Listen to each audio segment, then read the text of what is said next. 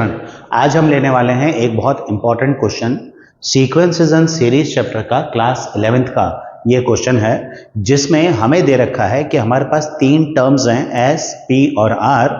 और इस क्वेश्चन के अंदर एस मतलब है sum of n terms of GP, P मतलब है product of first n terms of GP और आर का मतलब है sum of reciprocals of n terms of GP. और हमें प्रूव करना है पी स्क्वायर इंटू आर की power n is equals to S की पावर n। ये हमें प्रूव करना है। नाउ देखो, ये बहुत ही इंपॉर्टेंट क्वेश्चन है और बड़ा क्वेश्चन, 5 मार्क्स के हिसाब से क्वेश्चन बन सकता है।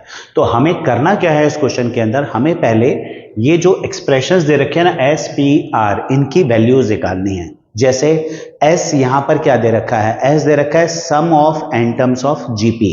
तो एस अगर sum of n terms of GP है तो एस का मतलब है first term plus second term plus third term and so on till nth term. अब nth टर्म तक का सम है तो ये हमारे पास सम का तो डायरेक्ट फॉर्मूला है जीपी का, जो कि क्या बनता है a r raise to power n minus 1 upon r minus 1। ये तो हमारा हो गया सम, फर्स्ट इक्वेशन बना ली। फिर दे रखा है p जो है वो है product of n terms of GP. तो p मतलब product of n terms of GP, मतलब a into first term into second term into third term and so on. ये कब तक चलेगा, nth टर्म तक। तो nth term is a into are की पावर n माइनस 1। तो we know that nth term is a into are की power n minus 1। तो ये हमारे पास प्रोडक्ट हो गया। अब इसको सॉल्व करना है तो तुम देखो a into a till n terms क्या बनेगा, a की पावर n बनेगा, isn't it. a into a दो बार मल्टीप्लाई करते हो a स्क्वायर आता है, तीन बार मल्टीप्लाई करते हो a क्यूब आता है, n टाइम्स मल्टीप्लाई करोगे तो a की पावर n आ जाएगी। और ये r स्क्वायर, इन सब का अगर हम बात करें तो इन सब का बेस सेम है तो पावर ऐड हो जाएगी। तो क्या बनेगा 1 प्लस 2 प्लस 3 आएगा आगे, सो ऑन ये चलता रहेगा n माइनस 1 तक। तो ये जो हमारे पास एक्सप्रेशन है ना 1 2 3 टिल n माइनस 1, इसका सम हमें निकालना पड़ेगा, ये r की पावर बनेगी।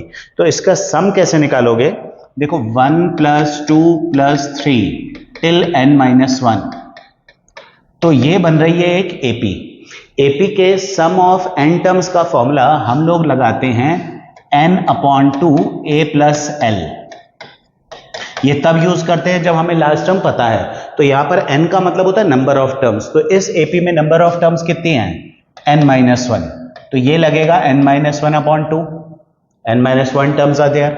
फर्स्ट टर्म क्या है, फर्स्ट टर्म है 1, तो a की जगह 1 plus last term is n minus 1। तो इस क्वेश्चन के अंदर नंबर ऑफ टर्म्स भी n माइनस 1 है और लास्ट टर्म भी n माइनस 1 है। इसको सॉल्व करते हो तो तुम्हारे पास निकल के आता है n माइनस 1 अपॉन 2। मतलब इस पूरे का सम n माइनस 1 अपॉन 2 है। तो हम लोग क्या करेंगे, इस एक्सप्रेशन में ये 1 plus 2 plus 3 till n minus 1 है ना, इसकी जगह पर लिख लेंगे हम r की पावर n माइनस 1 अपॉन 2। ये हो गया p। तो ये बन गई हमारी सेकेंड इक्वेशन। जैसा हमने डिस्कस किया था कि एस, पी और आर, ये तीनों जो हैं इनकी वैल्यूज हम लोग निकालेंगे और फिर इस एक्सप्रेशन में पुट करेंगे। तो एस सम निकल गया, पी मतलब प्रोडक्ट ये निकल गया। अब बचा आर। आर मतलब दे रखा था sum of reciprocals of n terms of GP. अब देखो जीपी का, जब हम जीपी की टर्म्स का जब हम रेसिप्रोकल करेंगे तो it will still be a GP only. तो R मतलब क्या दे रखा है, R मतलब दे रखा है सम ऑफ रेसिप्रोकल्स, मतलब फर्स्ट टर्म का रेसिप्रोकल प्लस सेकेंड टर्म का रेसिप्रोकल है ना, प्लस थर्ड टर्म का reciprocal and so on till n terms, till n terms. Now this is also a GP, ये भी जीपी है। तो इसका सम हम जीपी से ही निकालेंगे। तो जीपी का सम जब हम लगाएंगे तो ये आएगा फर्स्ट टर्म 1 अपॉन a, ठीक है, 1 माइनस 1 अपॉन आर की पावर n। इस बार कॉमन रेशो 1 अपॉन आर है, पिछली बार कॉमन रेशो r था, तो 1 upon a 1 upon r 1 upon a r square में कॉमन रेशो 1 अपॉन r आएगा, अपॉन 1 माइनस 1 अपॉन r। अच्छा, अब तुम ये भी हो सकता है सोच रहे हो कि वहां पर तो हमने r की पावर n माइनस 1 लगाया था, यहां पर 1 माइनस 1 अपॉन r की पावर n क्यों लगा रहे हैं। तो देखो जीपी की जब हम बात करते हैं तो जीपी की n टर्म्स का सम a इंटू आर की power n minus one upon r minus one भी लिया जाता है, और a into one minus R की power n upon one minus R भी लिया जाता है। डिपेंड करता है r पर कि अगर तुम्हारे पास मॉड्यूलस ऑफ r 1 से बड़ा है तो ये लेना है, अगर मॉड्यूलस ऑफ r 1 से छोटा है तो फिर ये लेना होता है। तो पहले पार्ट में मैंने r मान लिया कि वो ग्रेटर देन 1 था, है ना, तुम्हारी मर्जी है, तुम उल्टा भी अज्यूम कर सकते हो। तो मैंने मान लिया कि r इज ग्रेटर देन 1। अब अगर r ग्रेटर देन 1 है तो यहां पर कॉमन रेशियो हो गया 1 upon r। So now this common ratio is less than 1, इसीलिए हमने 1 माइनस 1 अपॉन r की पावर n लगाया है, क्योंकि अब कॉमन रेशियो लेस देन 1 हो गया है। तो लेस देन 1 होते ही मैं ये सेकंड वाला फॉर्मूला जो है ना ये लगाऊंगा, क्योंकि कॉमन रेशियो 1 से छोटा हो गया है। तो अब इसको सॉल्व करते हैं हम लोग, है ना, इसको सिंप्लीफाई करते हैं। तो मैं इसको सिंप्लीफाई करता हूं, ये 1 अपॉन a, तो एज इट इज न्यूमरेटर का एलसीएम लेते हैं, r की power n minus 1 upon r की पावर n, अपॉन डिनोमिनेटर का एलसीएम लेते हैं r माइनस 1 अपॉन r। इसको भी सिंप्लीफाई कर लेते हैं, 1 अपॉन a r की power n minus 1 upon r की power n into r minus 1 upon r will become r upon r minus 1। ये रेसिप्रोकल हो जाएगा ऊपर जाकर। तो अब मेरे पास फाइनल बच जाता है 1 अपॉन a, ये तो है ही, न्यूमरेटर में बच रहा है r की power n minus 1 upon denominator में ये एक तो a है, दूसरा r माइनस 1 है, ये r माइनस 1, और ये जो r अपॉन r की पावर n है इसको मैं सिंप्लीफाई करके 1 अपॉन r की पावर n माइनस 1 लिख लूंगा, है ना। a की पावर x अपॉन a की पावर y होता है, तो a की पावर x माइनस y लेते हैं, तो मैं 1 को नीचे ले जाता हूं तो n माइनस 1 लिख लूंगा। ऐसा क्यों कर रहा हूं, वो आगे टर्म्स कट जाएंगी, उसके लिए कन्वीनियंस रहेगी। तो ये r की पावर n माइनस 1, यहां ध्यान रखना ये r की पावर में n माइनस 1 है, ये r की पावर n माइनस 1 है, तो अलग अलग चीजें हैं। तो ये बनी हमारी थर्ड इक्वेशन, जिसको हम लिखेंगे r। तो अब तुम देखो, हमने सबसे पहले s निकाला, ये रहा, p निकाला, ये रहा, और फिर हमने ये r निकाल दिया, दिस इज r। अब जो प्रूव करना है एक्सप्रेशन, वो प्रूव करना था p स्क्वायर r की power n is equals to s की पावर n, ये हमें प्रूव करना है। So we will start from LHS से स्टार्ट करते हैं। तो हमारा LHS है p स्क्वायर इंटू आर की पावर n। तो हम वैल्यू सब्सटीट्यूट करेंगे, तो p की वैल्यू क्या निकली थी, तो p की वैल्यू निकली थी a raise to power n r raise to power n minus 1 upon 2, ये p निकला था, है ना। देखो एक बार कंफर्म कर लो, p जो है वो निकला है हमारा a की पावर n r की पावर n माइनस 1 अपॉन 2, ठीक है। तो वैल्यू पुट कर लेते हैं, तो ये p की वैल्यू पुट कर ली। अब ये p स्क्वायर है तो होल स्क्वायर बन जाएगा, इंटू आर की पावर n।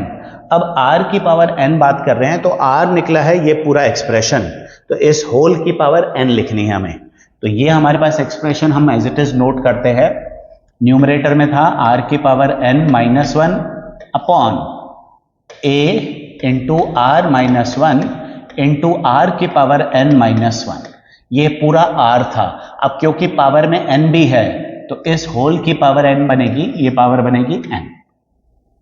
तो ये अब हमें सिंप्लीफाई करना और सिंप्लीफाई करके s की पावर n के इक्वल लेके आना है, which is not that difficult. दिखने में थोड़ा सा कॉम्प्लिकेटेड सा, पर it is not that difficult. इसको सॉल्व करते हैं। a की पावर n का स्क्वायर क्या बना, a की पावर 2n, पावर के ऊपर पावर होगी, मल्टीप्लाई होगी। इसी तरह r की पावर n माइनस 1 अपॉन 2, ये 2 से मल्टीप्लाई होगा, तो r की पावर n माइनस 1 बच गया, है ना। पावर के ऊपर पावर है तो 2 और हाफ ये कट जाएगा। इसको सॉल्व करते हैं, इनटू r की power n minus 1 whole power n upon a की पावर n, सबकी पावर n रेस करा रहे हैं, r माइनस 1 की पावर n, r की power n minus 1 into n, तो ये बन गया r की पावर n माइनस 1। पावर के ऊपर पावर है ना, पावर के ऊपर पावर है तो ये मल्टीप्लाई हो जाएंगे। तो ये r की पावर n माइनस 1 ये कैंसिल हो गई। अब क्या बचा हमारे पास, a raise power 2n upon a की पावर n, तो a रेज पावर n बच गया, 2n और n कट गया, r की power n-1 whole power n upon r-1 की पावर n, ये बच गया। तो ये और ये दोनों सिंप्लीफाई होकर ये बच गया।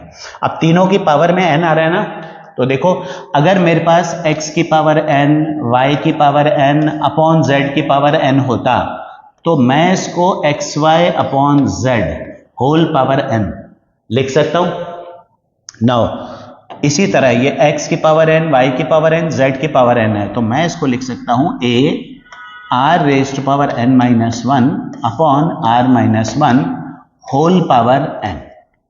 Now isn't it the sum, ये सम ही तो बन गया जीपी का, तो ये सम का फॉर्मूला बन गया, तो मैं इसको लिखूंगा Sn यानी कि RHS, और ये बन गया मेरा राइट हैंड साइड। और इस तरह से मैंने इसको सॉल्व करके RHS ऑब्टेन कर लिया।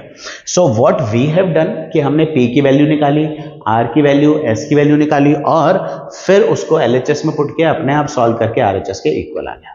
बहुत बढ़िया क्वेश्चन है, और अपने उन दोस्तों के साथ जरूर शेयर करना जिनको तुम चाहते हो कि वो भी तुम्हारी तरह और अच्छे मार्क्स लेकर आए।